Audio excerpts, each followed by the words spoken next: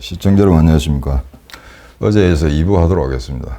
오늘은 이제 총을 한 자로 준비해 왔습니다. 이 총이 이제 콜트 네이비라고 클린트 이스트우드가 나오는 세 번째 마카로니 웨스턴 있죠. The Good, The Bad and The Ugly. 거기 나오는 콜트 45경 총인데 그 앞에 나왔던 Fist of Dollars나 For a Few Dollars More에 나오는 총은 요거보다는 총신이 좀 짧습니다. 그거는 이제 콜트 프론티어라는 거고요. 요거는 좀 이렇게 총신이 긴 총입니다. 나중에 왜 들고 나는지 좀 설명을 드릴게요. 자, 오늘은 지난주에서 황소행에 대해서 조금 말씀드리도록 하겠습니다. 우리 황 대표님과 언론과의 관계인데요. 최근에 코로나 때문에 마트 가처분 정지 신청을 대표님 하신 적이 있죠. 저도 그 법정에 따라갔었습니다만 판사하고 이야기하는 걸 직접 참석하지는 않았습니다만 그 분위기만 제가 대충 읽었습니다. 그런데 지금까지 언론에서 하여튼 지난 한 5, 6년이라 해야 될까요? 과거에 종편에 나올 때는 많은 사람들이 대표님을 알았었는데 그 후에 TV에 나오지 않게 되면서 많은 사람들 중에 기억에서 사라지게 됐죠. 그래서 과거에는 별로 정치에 관심이 없는 사람도 채널 A라든지 그 다음에 TV조선이라는 데서 워낙 많이 나오셨기 때문에 다들 아마 아시고 있습니다. 그래서 문제는 지금 대표님을 아시는 분은 너무 잘 알고 또 이제 별 정치에 관심이 없는 분들은 지난 5, 6년 동안 매스미디어에 공백이 있다 보니까 잘 모르시는 분들이 많은데 지금 왜 그럼 이렇게 언론에서 이 황장수 대표를 갖다가 이제 유령 취급을 하느냐 이 문제에 대해서 오늘 잠깐 좀 설명을 드리기로 하겠습니다. 근데 당연히 웃기는 게 이제 가처분 정지 신청을 하니까 이게 유사한 내용을 갖다가 다룬 데 있어 가지고 서로 다른 법원들이 다른 결정을 내리면서 이게 뉴스를 타게 됐죠. 그래서 결과적으로는 혁명 21당 대표님이 만드신 혁명 21당이 이 문제를 제기를 했고 그래서 이게 문제가 있다는 게 기사화되면서 약간 간접적으로 이렇게 우리 당을 언급하는 부분이 있었습니다.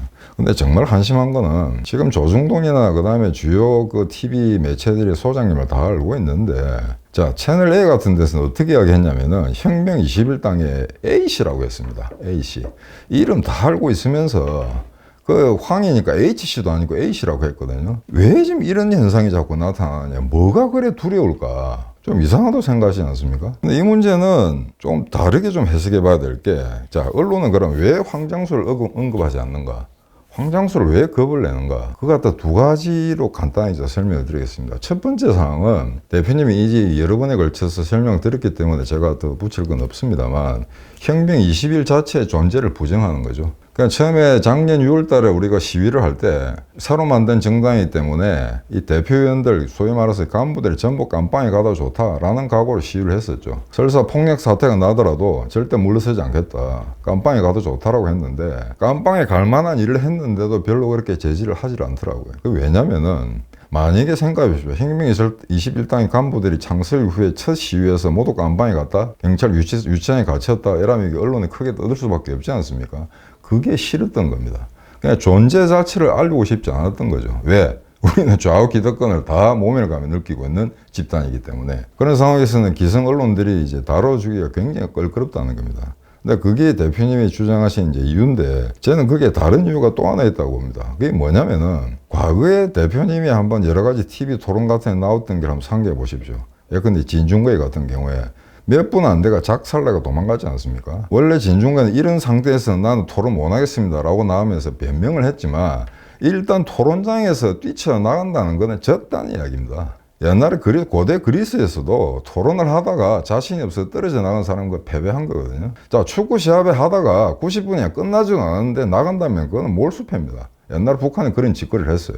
심판이 제대로 안 도와준다고, 저급편 안 도와준다고 90번이고 75만의 경기를 포기하고 아시안게임 때 뛰쳐나왔거든요. 그래서도 제재를 받고 하는 겁니다. 복싱 경기에 링 밖으로 나가면 어떻게 됩니까, 스스로? 그건 시합을 포기하는 거죠.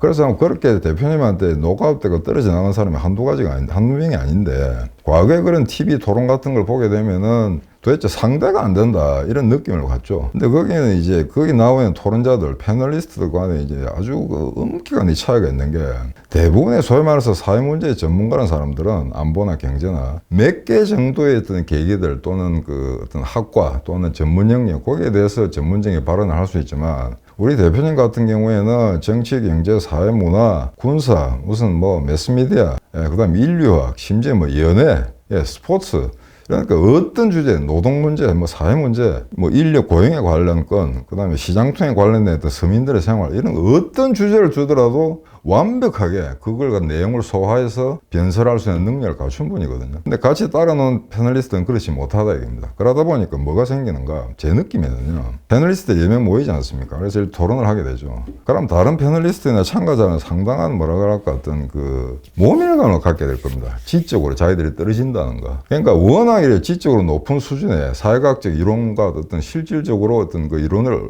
굉장히 심한 깊이 있는 독서를 통해서 지금까지 어떤 그 학술을 연마해 왔다는 거 하나. 그 다음에 실제 정치 일선에서 여러 가지 또 행동을 통해서 정치 현장에서도 경험을 쌓았었거든요. 근데 이론과 실천을 겸비한 이런 사람이 그리 많지 않다는 겁니다. 그래서 어떤 주제를 주더라도 대한민국의 황 대표와 싸워서 이길 사람이 없다고 저는 확신을 합니다. 제가 캐나다에 있을 때 친구들과 이런 이야기를 했습니다. 우리가 전 세계 100몇십 개, 167개에 해당하는 제휴공간이 있는데 거기서 매일같이 전문이 날라듭니다. 뭐 수백 개, 수천 통에 달하는 전문들이 날라오는데 그 전문을 다 합해도 오늘 뉴스 브리핑에 이야기한 황 소장님의 저 간략한 시사 논평을 능가할 내용이 없다. 자, 우리 외교부가 그 정도로 평가할 정도니 다른 분야 말할 것도 없죠. 자, 그럼 사람들이 어떤 생각을 드는가? 저 사람하고 논쟁을 붙었다가는 이길 재간이 없으니 그냥 모른 척 하는 겁니다.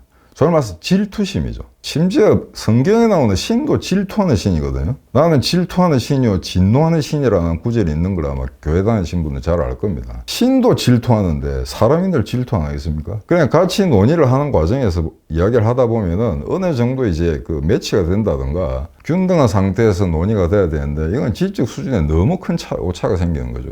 지금 여러분들도 아마 이 행병 21회나 그 다음에 소장님 방송을 듣게 된 건 저하고 똑같은 아마 마인드셋이 있었다고 생각합니다. 그 말은 다른 정치 유튜브를 다 봤는데 도저히 이 사람의 내용과 어떤 천착된 학문적 깊이 이걸 따라올 사람이 없다고 판단했기 때문에 여기에 들어오신 겁니다. 그죠? 자, 그렇다 보니까 이게 결국에는 질투, 야, 저 사람하고 도저히 상대가 안 된다. 그러다 보니까 이 사람하고 상대를 하기 싫으니 토론도 하기 싫고 그러니 부르질 않고 언론 매체에 싫지도 않고 그다음 아예 언급조차 하질 않는 거죠. 그러면서도 보면은 소위 말해서 윤석열이, 이재명이, 그다음 심지어 안철수까지 우리 서포 15조의 강령의 내용들 다 뺏기고 훔치고 있지 않습니까?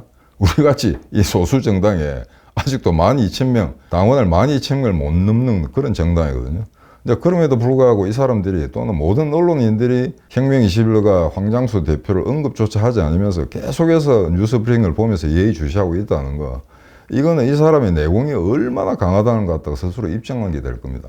그래서 여러분들 언론에 나오지 않는다고 섭섭해 하실 건 없습니다. 지금까지 언론에 한 번도 안 나왔다면 문제겠지만 이미 모든 분들이 황 대표가 과거에 한 십수년 전부터 어떤 행각을 했고 어떤 사상을 갖다가 여러분들한테 전달했고 하는 건 다 아실 겁니다. 심지어 올해 저희 어머니가 87세인데 어머니 동창회가 있거든요. 한 12분 정도 모이는. 거기 나오는 그 해봐 다 80 넘는 할머니들이죠. 황장수 다 안다는 겁니다. 예. 그냥 아는 사람은 알만한 사람 다 안다는 거죠. 근데 이런 문제에 전혀 관심이 없거나 아예 일부러 회피하거나 그런 사람 포함해서 아는데도 질투가 나니까 모른 척 하는 겁니다. 저는 그 두 번째 이유가 더 크다고 생각하거든요. 사실 우리도 그렇습니다. 우리가 모든 이제 경쟁 사회에서 모든 걸 초연할 수는 없거든요. 내보다 공부를 더 잘하는 친구, 내보다 축구를 더 잘하는 친구, 내보다 말을 더 잘하는 친구, 거기에 대해서 약간의 어떤 질투심을 느끼는 건 인간으로서 지극히 당연한 거거든요. 그 자체가 문제가 있는 건 아닙니다. 자, 그러면은 그런 어떤 질투심을 유발하는 그 사람을 이기고자 하는 노력이 병행이 되면 되거든요. 그러면 지금 자, 대한민국의 그 많은 언론 매체들 조중동을 포함해서 황장수를 이길 만한 그런 지적 능력을 갖춘 리포터들이 없다는 이야기입니다. 있으면 와서 싸워보자는 거죠. 우리는 항상 싸움을 걸고 있습니다만 이 친구들은 오질 않죠. 그러니까 이게 제가 혁명 20회를 몸담고 있다고 해서 이런 이야기를 하는 건 아니고 저는 어떤 사람의 어떤 칭찬에 대해서 굉장히 인색한 사람입니다. 그럼에도 불구하고 저보다 대학교 2년 후배인 이 대표님이 갖고 있는 지식이나 그 다음에 철학적 사고, 그 다음에 어떤 그 사상 체계 이런 게 얼마나 어떤 심오한 독서나 그 다음에 어떤 지적 사고를 통해서 지금까지 구축되고 형성돼 왔는가 하는 거는 굳이 제가 말씀을 드리지 않아도 여러분들 아마 충분히 이해를 하실 겁니다. 그래서 지난번 한 2, 3일 전에 시위에 나갔더니 그 옆에 계시는 그 당원이 어떤 분 그 아주머니가 그러시더라고요. 아주머니라서 죄송합니다. 제가 성함을 잘 몰라서 그냥 그렇게 하는데 중년 여성분이신데 만약에 대한민국에 시험으로 대통령을 뽑으려면은 아마 황장수를 이길 사람은 없는 것 같다라고 이야기하시더라고요. 맞습니다. 물론 시험만 가지고 대통령을 뽑을 수는 없습니다만 만약 제도가 그렇다면은 이재명이 안철수 이런 아들 몇 점 받을 거예요? 100점 만점에 문제은행식으로 100개를 냈을 때 몇 개를 맞출지 아마 논문을 쓰라고 해도 안 될 겁니다. 예컨대 민주주의가 뭐냐 100자 이내로 쓰시오라고 했을 경우에 누가 과연 모범 답안을 만들어낼 수 있을지. 왜 소위 말해서 우리나라 보수파들 정말 공부 안 하거든요. 대학 졸업하고 난 다음에 정말 공부 안 합니다. 신문 쪼가리 보고 세상을 다 아는 것처럼 떠들어대고 그냥 좀 잘 나가는 사람들 뒤에 붙어가지고 밥이나 먹고 그러면서 이제 인맥 늘리고 명함 교환하고 그러면서 지금까지 수십 년을 살아온 사람들이거든요. 자, 그러니까 이런 한국 사회 국가 전체적 위기가 총체적인 위기가 도래했을 때 뭐가 옳고 그른지를 판단하기 힘들다는 거죠. 자, 그래서 사실은 이 오늘 막 방송에서 대표님이 지금 이 방송에 나올 때쯤 이제 이게 구정될 것 같은데요. 이번 대선 끝났다. 별 탈 없는 한 윤석열이가 될 것 같다라고 이제 설파를 하셨습니다. 우리는 윤석열을 지지한 정당이 아니고 혁명 21에 우리가 만든 가치를 추구하는 정당이기 때문에 뭐 누가 되든 상관없습니다. 다만 국가 위기가 전망에 걸렸을 경우에 누가 더 한국 사회를 악랄하게 나쁜 사회로 만들어갈 것인가 하는 건 여러분들이 3월 9일 대선 당일날 결정해 주시면 될 것 같고요. 여기서 누구를 뽑아라 찍어라 이야기하지는 않겠습니다. 다만 제가 한 가지 느낄 수 있는 거는 아마 이 대선이 끝나고 나도 우리 혁명 21당은 굉장히 피곤한 정당이 될 거다. 그 말은 아마 누가 잡든 간에 이재명이 잡든 윤석열이 잡든 간에 아마 기존의 보수는 완전히 와해 상태가 될 거고요. 우리는 실제 저는 우리 정당을 보수 정당으로 이야기하기 싫지만은 일단 너희가 보수냐 진보냐 할 경우에는 우리는 보수가 맞습니다. 좌냐 우냐 할 경우에는 분명히 우가 맞죠. 이제 그런 큰 맥락에서 이제 혁명 21의 당의 정체성을 규정하는 문제는 대단히 간단합니다만 이게 이 사기 대선이 끝나고 난 다음에 혁명 21의 좌표는 상당히 아마 좀 설정되기 어려울 것 같습니다. 그리고 남들한테 이해시키고 우리가 우리에 대한 독창성을 여러 군데 전파하는데 또 상당한 기간이 필요할 거고요. 다만 궁극의 승리는 우리 것이다라는 이제 확신을 가지고 있었습니다. 그래서 오히려 대선판이 이렇게 돌아가는 게 황 소장님과 혁명 21의 존재를 더욱더 아마 명확하게 드러내는 그런 계기를 만들지 않을까 저는 그렇게 생각하고 있고요. 그런 관점에서는 상당히 앞으로 고달픈 생활이 계속될 거다라는 점에서는 당의 이제 일을 책임지는 간부의 한 사람으로서는 상당히 어깨가 무겁습니다만 이런 이야기를 제가 하나 들리고자 합니다. 100% 맞는 이야기인지는 모르겠습니다만 제가 일정 시대 때 독립운동을 한 사람의 그 손자한테 들은 이야기인데 자기 할아버지 이야기를 하면서 독립군에 가담하겠다고 갔더니 3가지 조건을 내더라는 겁니다. 첫째, 우리 독립군은 당신한테 옷을 줄 수가 없다. 얼어 죽을 자신 있느냐. 둘째, 우리 독립군은 여러분들한테 음식을 챙겨줄 수가 없다. 굶어 죽을 자신 있느냐. 그 다음 3번째, 우리는 무기가 없다. 일본군한테 총 맞을 자신 있느냐. 이 3가지 질문에 예라고 대답하면 독립군에 넣어줬다는 이야기입니다. 이게 어떤 아카이브에서 가지고 문서로 나와 있는가는 모르겠습니다만 제가 전해드린 이야기는 그렇습니다. 자, 그럼 우리 혁명 20은 어떻느냐. 뭐 크게 다를 건 없죠. 혁명 20을 열심히 한다고 해서 우리가 돈을 주거나 다른 어떤 사례를 표할 수 있는 방법은 별로 없습니다.